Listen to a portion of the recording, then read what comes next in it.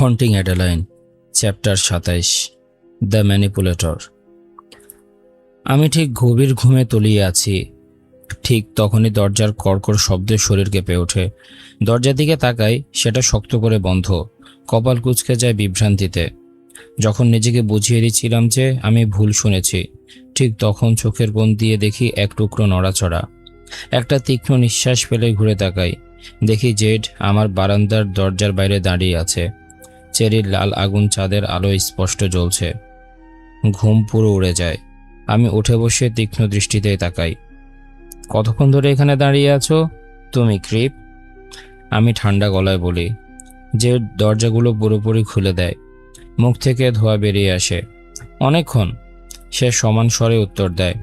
সে সিগারেটের শেষাংশ বারান্দার বাইরে ছুঁড়ে ফেলে, তারপর হুড নামিয়ে নেয়। চাঁদের আলো তার উপর সরাসরি পড়ছে, তাকে এক মায়াবী আলোয় ঢেকে দিচ্ছে।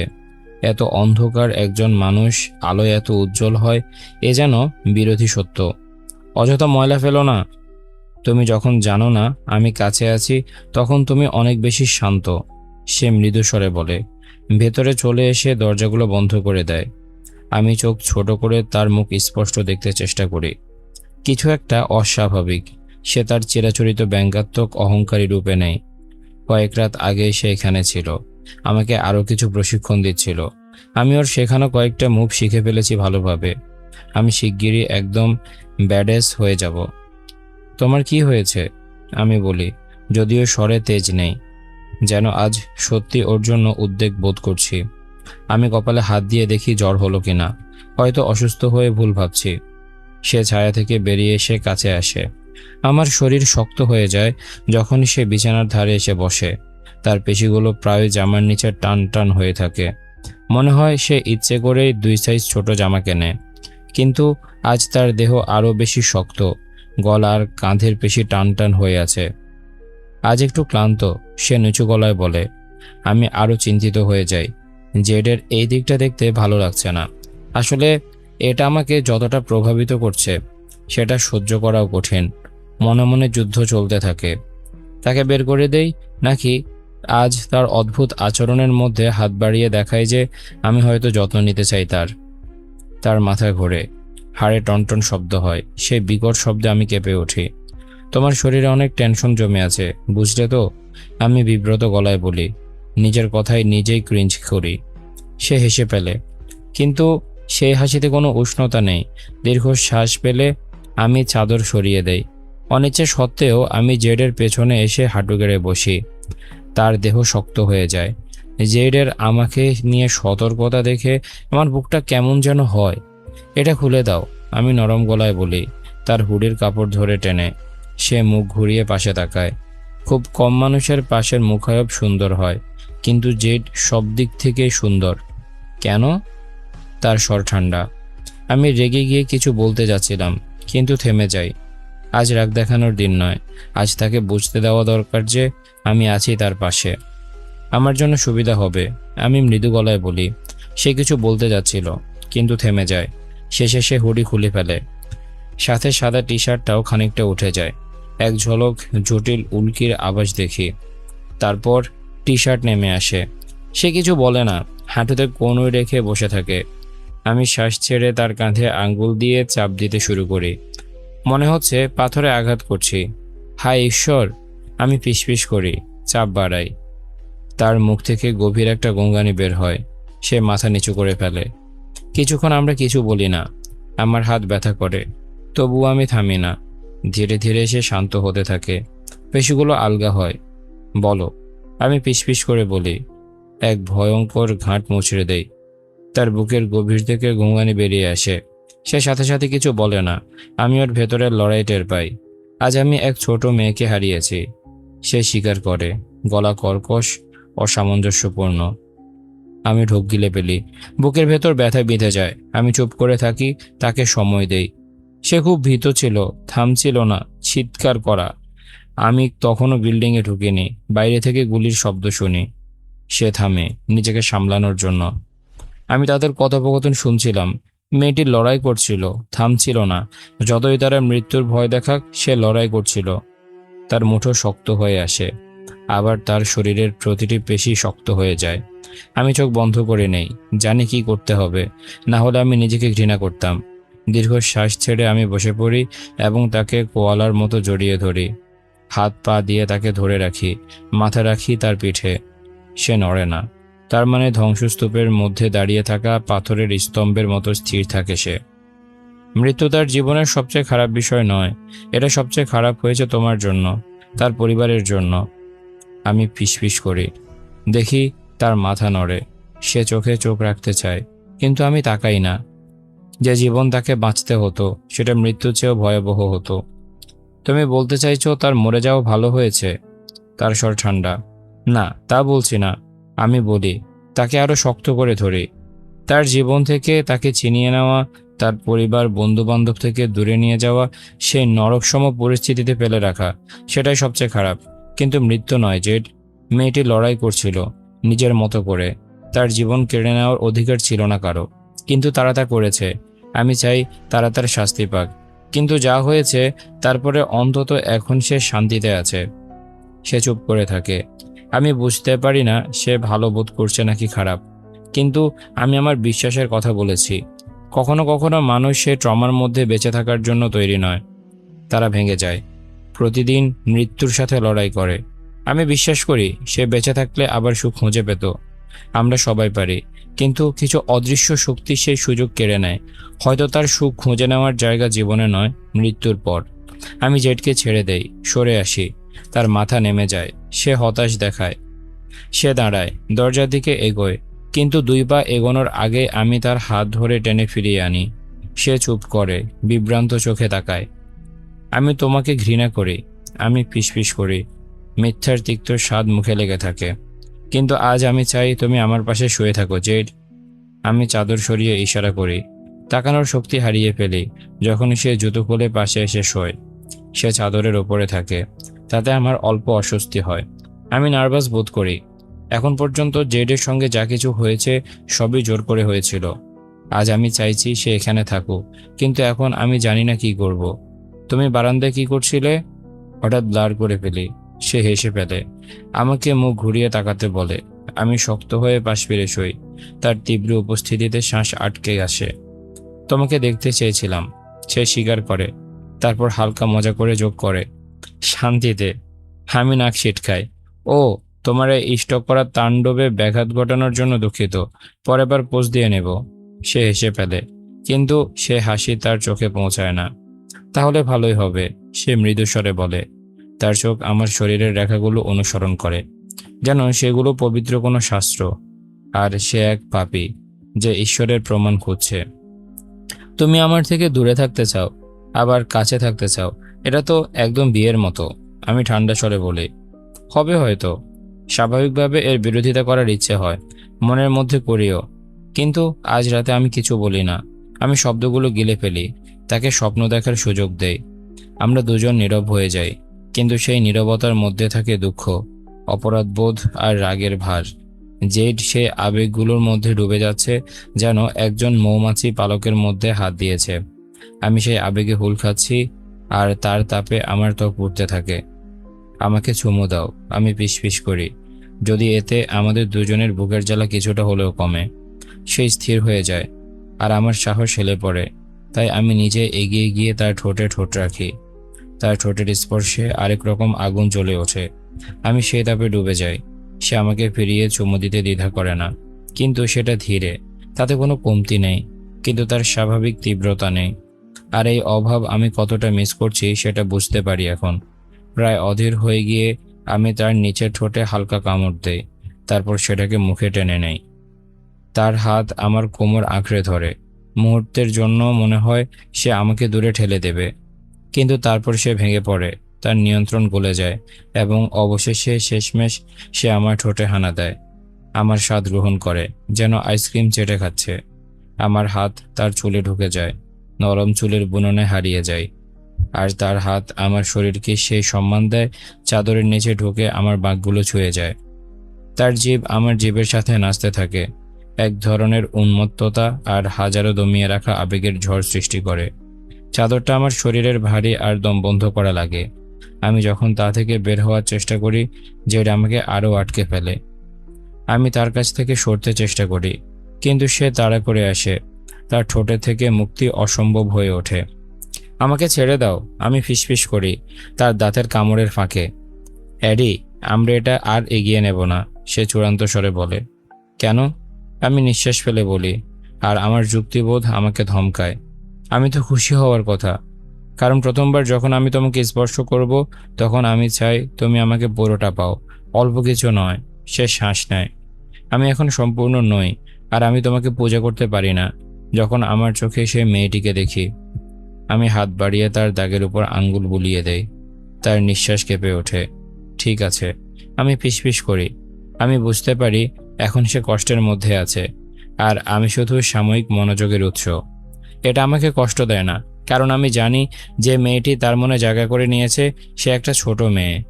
সে এখন মৃত, এক মৃত্যু যার জন্য সে নিজেকে দোষী মনে করে। তুমি ঠিক বলেছ, কিন্তু আমি চাই তুমি জানো এটা তোমার দোষ নয়। যতক্ষণ তুমি তাদের সুযোগ দেবে, ততক্ষণ সেই হয়ে যেতে পারত ভাবনাগুলো তোমাকে তাড়িয়ে বেড়াবে যে। কিন্তু তুমি যাদের বাঁচিয়েছ তাদের কথাও মনে রেখো, তাদের ভুলে যেও না। সে কোনো উত্তর দেয় না, শুধু এগিয়ে এসে আমার ঠোঁটে হালকা চুমু খায়। আমি তাকে সে জায়গা দেই। আমাদের চুমু এবার শান্ত। সেই আগুন এখন ধীরে দগ্ধ হতে থাকে, কিন্তু বাতাস না পেয়ে আর বেড়ে উঠতে পারে না। আমাদের এখন সেক্সের প্রয়োজন নেই। সে মানসিকভাবে তৈরি নয়, আর আমি জানি না কোনোদিন হতে পারবে কিনা। জেডের সাথে এই সম্পর্কটা বিভ্রান্তিকর, আর একদিন আমাকে এটি শেষ করতে হবে, তবে আজ রাতে নয়। আমার হাতে ফোন কাঁপতে থাকে। স্ক্রিনে মায়ের নাম দেখে আমি দীর্ঘশ্বাস ফেলি। মস্তিষ্ক থেকে না করার শব্দ উঠলেও আমি সবুজ বোতাম টিপে ফোন কানে দেই। হ্যালো মা, আমি বলি, স্বর স্বাভাবিক রাখার চেষ্টা করি। হ্যালো মার বাচ্চা, কেমন আছো? তার মাপা গলা শুনে আমার শরীর পাথরের মতো শক্ত হয়ে যায়। এটা স্বাভাবিক প্রতিক্রিয়া, কারণ বেশিরভাগ সময় তার কথার আড়ালে কটাক্ষ লুকানো থাকে। ভালো আছি, মেলার জন্য তৈরি হচ্ছি, আমি বলি। দায়ার দিকে তাকাই। আমরা দুজনে আমার রুমে সাচ্ছি, বাতাসে উত্তেজনার গন্ধ। আজ রাত শতাংশ অ্যাপেয়ার, আর আমরা প্রতিবারই এখানে দারুণ মজা করি। আমি জানি আজও আলাদা হবে না। আজ রাতে আমার মাথায় ভয়ঙ্কর পুরুষ আর অমীমাংসিত হত্যার মামলা থাকবে না। হয়তো সে ভয়ঙ্কর পুরুষটিও, যাকে এক সপ্তাহ ধরে দেখিনি, ওই ভুতুড়ে মেলায় যাচ্ছ, যেটাতে তুমি প্রতি বছর যাও, সে বিরক্তির সাথে বলে। আমি বুঝি না তুমি কিভাবে ওই জায়গাগুলোতে যেতে পছন্দ করো। ভয়ঙ্কর জিনিস থেকে আনন্দ খুঁজে বের করা একটা মানসিক রোগ, জানো? সে শেষের অংশটা ফিসফিস করে বলে, কিন্তু ফোনে সেটা স্পষ্ট শোনা যায়। আমি চোখ ঘুরাই। মা, কোনো কারণ ছিল কি ফোন করার? দয়া হেসে ওঠে। আমি তাকে রাগত চোখে তাকাই। হ্যাঁ, থ্যাঙ্কস গিভিংয়ে তোমাদের পরিকল্পনা কি জানার জন্য ফোন করেছিলাম। আমি আশা করি তুমি আর দায়া আমাদের সাথে থাকবে। গলায় উঠে আসা বিরক্তির শব্দ আমি চেপে ফেলি। দায়া আর আমি প্রায় বিবাহিত দম্পতির মতো, দুই পরিবারে ছুটি ভাগ করে যাই। তার পরিবার বড়, উষ্ণ, হাসি খেলার মধ্যে ভরা, আর আমার পরিবার ছোট, শীতল। মা দারুণ রান্না করে, কিন্তু সে উষ্ণতা নেই। হ্যাঁ, আমি নিশ্চিত করি। সাথে সাথে আমার মাথায় বোকামি করার ইচ্ছে আসে। শোনো মা। হুম। সে ধৈর্যহীন স্বরে উত্তর দেয়। আমি কি গিগির হত্যার ব্যাপারে কিছু জিজ্ঞাসা করতে পারি? দায়ার চোখ বিস্তৃত হয়ে যায়। সে ঠোঁট নাড়িয়ে বলে, তুমি কি করছো? সে জানে, আমিও জানি, মা এই বিষয়ে কথা বলতে চাইবে না, কিন্তু আমাকে জানতে হবে। মা হয়তো কিছু গুরুত্বপূর্ণ তথ্য জানে। সে দীর্ঘশ্বাস ফেলে। তুমি যদি ওই জায়গা থেকে চলে যাও তাহলে বলি। আমি উত্তর না দিয়ে চুপ থাকি, যদি এতে সে কথা বলে। তুমি কি গ্র্যান্ডফাদার জনের সবচেয়ে কাছের বন্ধু ফ্র্যাঙ্ক শেনবার্গকে চিনতে? সে এক মুহূর্ত চুপ করে থাকে। অনেকদিন এই নাম শুনিনি। সে বলে, আমি তাকে ব্যক্তিগতভাবে চিনতাম না, কিন্তু মা তার কথা বলতো। তার সম্পর্কে নানি কি বলতো? সে দীর্ঘশ্বাস ফেলে। শুধু বলতো গিগির খুনের আগ পর্যন্ত সে প্রায় আসতো, তারপর হঠাৎ উধাও হয়ে যায়। আমি ঠোঁট কামড়াই। তুমি কি গ্র্যান্ডপা জনের জুয়া খেলার অভ্যাস জানো? আমি আশার সুর লুকাতে পারি না, কিন্তু সে সেটা ধরে ফেলে। কেন জানতে চাচ্ছ এডি? সে ক্লান্ত স্বরে এড়িয়ে যায়। কারণ আমি আগ্রহী। ঠিক আছে। আমি ফ্র্যাঙ্কের ছেলে মার্ককে দেখেছি। সে গিগির কথা বলছিল। সে তার কথা মনে রেখেছিল, আর কিছু জটিল কথা বলেছিল জনের জুয়া খেলার বিষয়ে। আমি স্বীকার করি না যে আমি নিজে মামলার তদন্ত করছি। আমি চাই সে ভাবুক আমরা কেবল কথায় কথায় এটি নিয়ে কথা বলেছি। তুমি কিভাবে ওরকম একজন মানুষের সাথে যোগাযোগ করলে? প্লিজ বলো, তুমি তার সাথে দেহ বেছোনি? একটা মাছ যদি মুখে ঢুকে যেত আমি টেরও পেতাম না। মুখ হা হয়ে থাকে, বুকের মধ্যে কেবল যন্ত্রণা অনুভব করতে থাকি। তুমি তুমি ভাবলে কি করে আমি এমন কিছু করতে পারি? আমি ধীরে বলি, কণ্ঠে ভেঙে পড়ার সুর স্পষ্ট। সে আবার চুপ করে যায়, হয়তো বুঝতে পারে সে সীমা অতিক্রম করেছে। তাহলে কিভাবে তার সাথে দেখা হলো? আমি নাক টেনে বলি, ছেড়ে দেই, কারণটা গুরুত্বপূর্ণ নয়, বরং সে যা ভাবে সেটাই। দায়ার প্রভাবশালী বন্ধুরা আছে, এক ডিনার পার্টিতে দেখা হয়। সে বলে আমি তার পরিচিত কাউকে মনে করিয়ে দিচ্ছি। আমি পরিবারের কথা বললে সে সংযোগ করে নেয়। আমি মিথ্যা বলি। দায়া ভ্রু তোলে, কিন্তু কিছু বলে না। বুকের মধ্যে তীক্ষ্ণ ব্যথা অনুভব করি। তোমার নানি বলেছিল জনের জুয়া তাদের বিপদে ফেলে দিয়েছিল, কিন্তু গিগির মৃত্যুর কিছু আগে সব কিছু ঠিক হয়ে যায়। সে রাতে ফিরত দেরি করে, মেজাজ খারাপ করে গিগির সাথে ঝগড়া করত। প্র্যাঙ্ক ছিল তাদের সম্পর্কের মধ্যে। তোমার নানি বলতো গিগির মৃত্যুর কিছু আগে প্র্যাঙ্ক আর গিগির মধ্যে একবার ঝগড়া হয়েছিল। প্র্যাঙ্ক তাকে মাটিতে ফেলে দিয়েছিল আর বিশ্বাসঘাতকতা নিয়ে কিছু বলেছিল, আর আমি এর বেশি কিছুই জানি না। এটাই ছিল তার ক্ষমা প্রার্থনা। বুকের ব্যথা কমেনি, তবু আমি তা গ্রহণ করি। আমি ভাবতে থাকি প্র্যাঙ্ক কেন এত রেগে গিয়েছিল। হয়তো প্র্যাঙ্ক তার বন্ধুকে হারানোর জন্য গিগিকে দোষারোপ করেছিল। জনের খারাপ ব্যবহার হয়ে যাচ্ছিল, আর তা শুরু হয়েছিল গিগির তার প্রেমে পড়ার পর থেকে। হয়তো প্র্যাঙ্ক মনে করত জন জুয়ার পাথে পড়ার জন্য গিগি দায়ী। আরও একটা প্রশ্ন, আমি বলি, তার ফোন রাখার ইচ্ছা বুঝতে পারি। তুমি কি মনে করো নানি সবসময় এডিকে যেত কেন? জানো কেন যেত সে? হ্যাঁ, যখন আমি ছোট ছিলাম মা একা থাকতে চাইলে ওখানেই যেত। আমি আসলে জানি না কেন, শুধু বলতো ওখানে গিয়ে ভাবতে ভালো লাগে। আমাদের কখনোই ওখানে যেতে দিত না। কেন জিজ্ঞাসা করছো বলো তো? তার কথায় আমার বুক ধপ করে পড়ে যায়। অপ্রয়োজনীয় এক চিন্তা মনের মধ্যে ঢুকে পড়ে। আমি যা খুঁজে পেয়েছি তা তাকে বলতে স্বাচ্ছন্দ্য বোধ করি না, তাই কাঁধ ঝাঁকিয়ে বলি, মনে হচ্ছিল নানিকে ওখানে অনেকবার যেতে দেখেছি, কিন্তু নিশ্চিত ছিলাম না, তাই জিজ্ঞাসা করলাম। ঠিক আছে, যদি আর কিছু না থাকে তাহলে তোমার বাবার জন্য ডিনার রান্না করতে হবে। আমি টেক্সট করে থ্যাঙ্কসগিভিংয়ের প্ল্যান জানিয়ে দেব। সে বলে, বাই। আমি গুম গুম করে বলে ফোন কেটে দেই। সে কি বলল? দায়া আস্তে জিজ্ঞাসা করে, কিন্তু আমি জানি সে আসলে জানতে চাইছে মা কি বলেছে যে আমার মুখ এতটা আহত দেখাচ্ছে। আমি ঠোঁট বাঁকাই। সে ভাবলো আমি মার্কের কাছে নিজেকে বিক্রি করেছি। তার মুখ হা হয়ে যায়, কিন্তু দ্রুত নিজেকে সামলে নেয়। এটা খুব বাজে কথা এডি, আমি দুঃখিত। সে বলে, মুখে সহানুভূতির ছাপ ফুটে ওঠে তার। দায়া সবসময় ভালো পরিবারের মধ্যে বড় হয়েছে, কিন্তু সে যথেষ্ট সময় ধরে আমার সাথে আছে যাতে বুঝতে পারে মায়ের সাথে বড় হওয়া কেমন। আমি হাত নেড়ে বলি, সে এর চেয়েও খারাপ কথা বলেছে। প্র্যাঙ্ক সম্পর্কে কি বলল? আমি মায়ের বলা সবকিছুই তাকে জানাই, এবং বলার পর সে বিস্মিত চোখে আমার দিকে তাকিয়ে থাকে। মার্কের কাছ থেকে রোনালদো আর জন সম্পর্কে যা জেনেছিলাম সেটাও বলার পর তার একই প্রতিক্রিয়া হয়েছিল। সবকিছু শুনে মনে হচ্ছে গিগি নিজের প্রেমের জন্য ঝামেলা ডেকে এনেছিল। আমি দীর্ঘশ্বাস ছেড়ে বলি, দায়া ঠোঁট কামড়ে ধরে, স্টকারের কথা বলতে তুমি কি তোমার মাকে জেট সম্পর্কে বলবে না? আমি তাকে তীক্ষ্ণ দৃষ্টিতে তাকাই। এটা বলার মতোই হবে যে একবার কনসার্টে আমি এক ছেলেকে আমাকে ফিঙ্গারিং করার অনুমতি দিয়েছিলাম। সে হেসে ওঠে, হ্যাঁ ঠিক আছে, ওইটা তুমি জিতলে। তার সবুজ চোখে এক মুহূর্তে দ্বিধা জ্বলে ওঠে। আমি সোজা হয়ে বসি, আসন্ন প্রশ্নের জন্য নিজেকে প্রস্তুত করি। জেড কি বলেছে? সে আসলে কি করে জীবিকা চালায়? অথবা মার্কের সাথে তার সম্পর্ক কেমন? এই প্রশ্নটাই আসলে আমাকে জেডকে নিয়ে কিছু না বলার কারণ। সে বলেছিল মার্ক এবং তার আসল কার্যকলাপের কথা খুব অল্প মানুষই জানে। যারা তাকে সহায়তা করে শুধু তারাই জানে। আমি মাথা নাড়িয়ে মিথ্যা না বলার সিদ্ধান্ত নেই। দায়া মাথা নেড়ে উত্তর মেনে নেয়, কোনো প্রশ্ন করে না। তার এই অন্ধবিশ্বাসে আমার ভেতরে থাকা অপরাধবোধ আরও ভারী হয়ে যায়।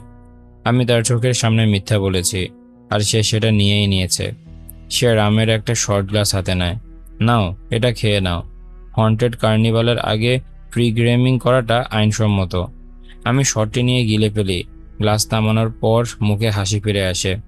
অ্যালকোহলের এই অপরাধবোধ দূর করবে না, তবে অন্তত মায়ের আমাকে পতিতা বলার রাগ আর নেই। আমার মুখ দেখে সে হাসে। তুমি কি মনে করো এবার হন্টেড হাউসগুলো কেমন হবে? সে চোখে ব্রাউন শিমারি আইশ্যাডো লাগাতে লাগাতে জিজ্ঞাসা করে। মেকআপ শেষে সে ভয়ঙ্কর সুন্দর দেখাবে। আইশ্যাডো তার সে ধূসর সবুজ চোখকে এমনভাবে উজ্জ্বল করবে যে সব দানবরা তার দিকে ছুটে আসবে। আমি জানি না, সবসময় অনুমান করা কঠিন। এটা এমন যেন আমেরিকান হরর স্টোরির পরের থিম অনুমান করার চেষ্টা করা। সাধারণ স্যাপিয়ারের হন্টেড হাউসগুলো সাধারণত একই থিমে সাজানো হয়। একবার বেশিরভাগ হাউস সাজানো হয়েছিল জেলখানার মতো, যেখানে প্রতিটি হাউস থেকে বের হওয়ার রাস্তা খুঁজতে হতো। এখনো পর্যন্ত সেটাই আমার প্রিয় থিম। সেই বছর দায়া ভয়ে প্যান্টে প্রস্রাব করেছিল। এখন সে অতিরিক্ত কাপড় সাথে আনে, আর আমি প্রতি বছর তাকে এটা নিয়ে খোঁটা দেই। তুমি রেডি? সে শেষবারের মতো চোখে মাস্কারা লাগিয়ে জিজ্ঞাসা করে। গার্ল, আমি তো জন্ম থেকে রেডি। চল, পিশাব কর না। বিচ, সে পিসপিস করে, কিন্তু তার শয়তানি হাসির শব্দে তা চাপা পড়ে যায়। শতান স্যাপিয়ার আমার পৃথিবীর প্রিয় জায়গাগুলোর একটি। রাত নামলে মেলা জীবন্ত হয়ে ওঠে। হাসির শব্দ, ভয় আর উত্তেজনার চিৎকার, আর তেলেভাজা খাবারের গন্ধে আনন্দে ভরে ওঠে। হন্টেড হাউস, কার্নিভালের রাইড আর ফুড ট্র্যাকের ভিড়ে ঢুকলে মনে হয় যেন বিদ্যুতের মধ্যে হাঁটছি। আমি আর দায়া ভিড়ে হারিয়ে যাই। তখন 5টা বাজে। চারপাশে অন্ধকার, আর কিছু দানব ভিড়ের মধ্যে মিশতে শুরু করেছে। আমার চোখ এক মেয়ের দিকে আটকে যায়, যে ভাঙা পুতুলের মতো সাজা, বেঞ্চে বসে খুশি মনে ফিলি চিজ স্টেক্স খাচ্ছে। গ্রিড মাংসের গন্ধে আমার মুখে পানি চলে আসে। আমি দায়াকে কোণে দিয়ে ঠেলা দেই আর মেয়েটার দিকে দেখাই। ও পুতুলের মতো সাজছে। দায়া গুনগুন করে। আমাদের দুজনের চোখ হাউসগুলোর দিকে যায়। এখনো আলো জ্বলছে না, তবে কিছু হাউসের থিম বোঝা যাচ্ছে। আমাদের শৈশব, আমি আস্তে করে বলি। অ্যানিস প্লে হাউস নামের পুতুলের বাড়ি, আর টি মাসাকার নামে এক হাউস দেখে। প্রবেশপথে এক বিশাল টেডি বিয়ার, যার এক চোখ নেই, কানছেড়া, তার গায়ে রক্তের দাগ, হাতে রক্তমাখা ছুরি ধরা। আমার নিজের শৈশবের স্মৃতি ভেসে আসে, যেমন প্রতিটি ছোট মেয়ের জন্য টেবিল ভরা পুতুল আর খালি কাপ নিয়ে বসে থাকতাম। এই হাউসে আরামদায়ক টি পার্টি হবে না, বরং খুনে পুতুল আর ভয়ঙ্কর দানবে ভরা হবে। এই অভিজ্ঞতা আমাদের সব শৈশবের স্মৃতি নষ্ট করে দেবে, তাই না? আমি বলি। ও হ্যাঁ, দায়া উত্তেজনা আর ভয় মিশ্রিত হাসি দিয়ে বলে। আমি তার হাত ধরে ফুড ট্রাকের দিকে এগিয়ে যাই। আমরা সবসময় খেয়ে নেই, তারপর দানবদের কাছে ধরা দেই, কারণ কর্নডগ মুখে ঢোকানো অবস্থায় যখন পেছন থেকে কোনো দানবের ঘাড়ে নিঃশ্বাস নেয়, তখন সেটা খুব অদ্ভুত লাগে। কি খেতে ইচ্ছে করছে? আমি জিজ্ঞাসা করি। চোখের ক্ষুধায় মেনুর দিকে তাকাই। তুমি কিভাবে বেছে নাও? দয়া অভিযোগ করে। আমাদের অন্তত ভালো হটডগ আর ট্রাফল ফ্রাই খেতে হবে, আর ভাজা সবজি। ও, আর হয়তো তুমি যেভাবে বলছো তাতে বাছাই করা হচ্ছে না, দয়া শুকনো গলায় বলে। ঠিক আছে, ওই পুতুল মেয়েটা ফিলি স্টেক খাচ্ছে, ওটা আর কিছু ফ্রাই নিলে কেমন হয়? আমি বলি। চলো, পথ দেখাও, সে বলে, বিরক্ত ভঙ্গিতে হাত নেড়ে। আমি কোনো হাসি দেই না। ক্ষুধার সময় খাবার নিয়ে আমি সিরিয়াস থাকি। খাবার হাতে পেতে পেতে আমি এত ক্ষুধার্ত হয়ে যাই যে কাঁপতে থাকি। ফ্রাইয়ের তেলে শো শো শব্দ হয়। আমরা তা গরম অবস্থায় মুখে ঢোকাই, আর জিভ পড়ে গেলে হাওয়ায় নিঃশ্বাস ফেলি। বেঞ্চ খুঁজে পেতে পেতে আমার ফ্রাই শেষ, আর স্যান্ডউইচে কয়েক কামড় খেয়ে ফেলেছি। দায়া আমার চেয়েও আগে শেষ করে ফেলেছে, কারণ বেঞ্চ খুঁজে বের করার দায়িত্ব আমি নিয়েছিলাম। অবশেষে আমি বসে স্যান্ডউইচ মুখে পড়ে নেই। চিবানোর রস গাল বেয়ে গড়িয়ে পড়লেও কোনো ভ্রুক্ষেপ নেই। মনের কোণে ভাবি, জেড কি এখানে আছে? দূর থেকে আমাকে দেখছে। আমার এই অশোভন খাওয়ার ভঙ্গিতে কি সে বিরক্ত হবে? আমি চাই সে বিরক্ত হোক, তবে সে হারামজাদা হয়তো বলবে, আমি তোমাকে নোংরা অবস্থায়ও পছন্দ করি, আর তখনই তার মুখে বমি করতে ইচ্ছে করবে। মিথ্যাবাদী। আমরা খাবার শেষ করার পর হাউসগুলোতে আলো জ্বলে ওঠে। অতিথিদের লাইন ধরার সময় শুরু হয়। আমি আর দায়া অ্যানিস প্লে হাউসে দৌড়ে গিয়ে লাইনের সামনের দিকে জায়গা নেই। আমরা রেলিংয়ে হেলান দিয়ে দাঁড়িয়ে থাকি। তখন হঠাৎ ঘাড়ের পেছনে ঠান্ডা অনুভূতি গায়ে বেয়ে যায়। মনে হয় কারো দৃষ্টি পিঠে গর্ত করে দিচ্ছে। এডি, পেছন থেকে এক গলা ভেসে আসে, সাথে কাঁধে হালকা টোকা লাগে। আমি ঘুরে দাঁড়ানোর জন্য প্রস্তুত হই। আমার চোখ বিস্তৃত হয়ে যায়। আমি ঘুরে দাঁড়িয়ে মার্কের মুখোমুখি হই। ও, আমার সর্বনাশ! মার্ক! আমি অবাক হয়ে চেঁচিয়ে উঠি, জোর করে মুখে হাসি আনি। আমি কখনো অভিনয়ে ভালো ছিলাম না, বিশেষ করে যখন একজন পেডোফাইলকে দেখে খুশি হওয়ার ভান করতে হয়। তবে এখানে 4জন পেডোফাইল এসেছে। মার্কের সাথে ক্লায়ের আছে, আর 3জন বৃদ্ধ পুরুষ। তাদের মুখ কিছুটা ছেনা লাগছে, হয়তো তারাও কোনো না কোনো রাজনীতিক। কি অদ্ভুত কাকতালীয় ব্যাপার! আমি জানতাম না তুমি এখানে আসো। মার্ক বলে। তার চোখ বারবার দায়ার দিকে চলে যায়। তোমার এই বন্ধুটিকে? দায়া হাসে, তবে তার হাসিতে বিন্দুমাত্র আন্তরিকতা নেই। দায়া, সে উত্তর দেয়। মার্ক আর এ অবহেলা টের পেয়ে মুখে কৃত্রিম হাসি আনে। তোমার সাথে দেখা হয়ে ভালো লাগলো, এডি। এরা আমার সহকর্মী, জ্যাক, রবার্ট আর মিলার। আমরা সৌজন্যমূলক কুশল বিনিময় করি। লাইনে ধীরে ধীরে এগিয়ে যাই। তাহলে জ্যাক কোথায়? মার্ক জিজ্ঞাসা করে, এমনভাবে আমার পেছনে তাকায় যেন 6 ফুটের বেশি লম্বা কোনো মানুষ আমার পেছনে লুকিয়ে থাকবে। বাথরুম খুঁজতে গেছে, আমি মিথ্যে বলি। কেন বলি জানি না, কোনো দরকার ছিল না। কিন্তু আমার অন্তরাত্মা বলছে, যদি মার্ক ভাবে আমি আর দয়া এখানে একা এসেছি, তাহলে হয়তো কোনো ফাউল কাজ করার চেষ্টা করবে। জ্যাকের কথা যখন উঠল, মিলার কথা কেটে বলে, শুনেছি তোমরা দুজন খুব প্রেমে মগ্ন। তোমাদের দেখা কিভাবে হলো? আমার বুক ধপ করে পড়ে যায়। এক মুহূর্তের জন্য মনে হয় মার্ক হয়তো সিনেমা হলে যা হয়েছিল তা জেনে ফেলেছে। তবে সাথে সাথে মনে পড়ে জেড আমাকে বাড়ি পৌঁছে দিতে দিতে বলেছিল ক্যামেরাগুলো মুছে ফেলা হয়েছে। মিলারকে দেখে মনে হয় তার সাথে সবসময় একটা অক্সিজেন ট্যাঙ্ক থাকা উচিত। মার্ক 80-র ঘরে পা দিয়েছে, আর বাকিদের বয়সও কম নয়। তবে মিলারকে দেখে মনে হয় মাধ্যাকর্ষণকে অমান্য করে সে কোনোভাবে সোজা হয়ে দাঁড়িয়ে আছে। আমি সে বানানো গল্পটাই বলি যা জেড একবার ভেইলিস এ বলেছিল। আশা করি তখন জেডকে ঘিরে সে রাগ আর সন্দেহ আমার চোখে থাকতো, তা আজ ভালোবাসার চোখে রূপ নিয়েছে। ক্লায়ার নিজের নরম গলায় কয়েকটি প্রশ্ন করে, যেমন আমরা কতদিন ধরে একসাথে আছি, আর বিয়ের কোনো প্ল্যান আছে কিনা। ঘামে আমার কপাল ভিজে যায়, মুখ থেকে মিথ্যে বের হতে থাকে, যেমনভাবে আমার আঙ্গুল থেকে গল্পের জগৎ তৈরি হয়। সৌভাগ্যক্রমে কয়েক মিনিটের মধ্যে আমরা লাইনের সামনে থেকে পৌঁছে যাই। মার্ক আর তার ক্রিপি বন্ধুদের হাত থেকে মুক্তি পাই। যদিও আমরা হাঁটছি একদম বন্ধ হন্টেড হাউসে, তবুও ভেতরে ঢুকে মনে হয় হালকা লাগছে। ঘরটা গোলাপি রঙে সাজানো, সাদা কাঠের মেঝে, চারপাশে ফ্রিলস, আর মরা ছোট মেয়েদের হাসির আওয়াজ ভেসে আসছে। হলওয়ের নিচে দিয়ে তাকিয়ে দেখি 4 ফুট লম্বা একটা পুতুল হেঁটে যাচ্ছে। রঙিন ধোঁয়ার মধ্যে তার শরীর বিকৃত, মুখে রক্ত। ঠিকমতো দেখার আগে তা হাওয়া হয়ে যায়। আমি আর দায়া পরস্পরের গায়ে গুটি মেরে থাকি। ডান বাম তাকাতে যেখানে যাব বুঝতে পারি না। একজন ছায়া থেকে বেরিয়ে আসে, তার মুখের চামড়া খসে পড়ছে, রক্তে ভিজে আছে। আরেকজন পুতুলের সাজে থাকা মেয়ে বেরিয়ে আসে, রক্তমাখা ছুরি হাতে। এত হঠাৎ ঘটে যায় যে আমি পিছিয়ে যাই। দায়ার চিৎকার কানে বিদ্ধ করে তারা আমাদের তাড়া করে। আমরা ছুটে যাই এক লিভিং রুমের দিকে, যেখানে নীল সোফার পাশে এক ম্যানিকুইন বাচ্চা প্রসব করছে। ভালো করে তাকানোর সুযোগ পাই না। এর মধ্যে আরেক দানব আমাদের উপর ঝাঁপিয়ে পড়ে। আমি হেসে উঠি চিৎকারের মধ্যে দিয়ে। এক মেকানিক্যাল ম্যানিকুইন থেকে দৌড়ে পালাই, যে গ্রিম রিপারের মতো দেখতে। দয়ার নখ আমার হাতে গেঁথে যায়। নানান দানব আর পুতুল একে একে আমাদের সামনে ঝাঁপিয়ে পড়ে, মুখোমুখি এসে আমাদের ভয় পাইয়ে দেয়। শ্যাটান্স অ্যাপেয়ারের এত জনপ্রিয় হওয়ার অন্যতম কারণ হলো তারা খুব যত্ন নিয়ে অভিনেতা নির্বাচন করে। তাদের মেকআপ সেরা, আর তারা জানে কিভাবে ভয় দেখাতে হয়। আমরা ঘুরে ফিরে আবার ফয়েদে ফিরে আসি, তবে এবার আমাদের সিঁড়ি বেয়ে তাড়া করা হয়। দায়া সিঁড়ির ধাপে হোঁচট খায়, আর তার গালাগালির শব্দ আমার অট্টহাসিতে বেরিয়ে যায়।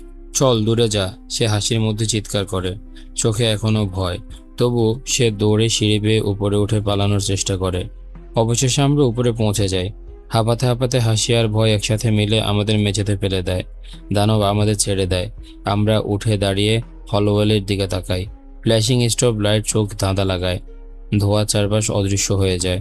হলওয়ের একদম শেষে এক বিশাল ম্যানিকুইন দাঁড়িয়ে আছে, তার চামড়া পুড়ে বুদবুদ হয়ে আছে, রক্তমাখা অস্বাভাবিক বড় মুখ, আর হলুদ চোখ ভয়াবহতা বাড়িয়ে তোলে।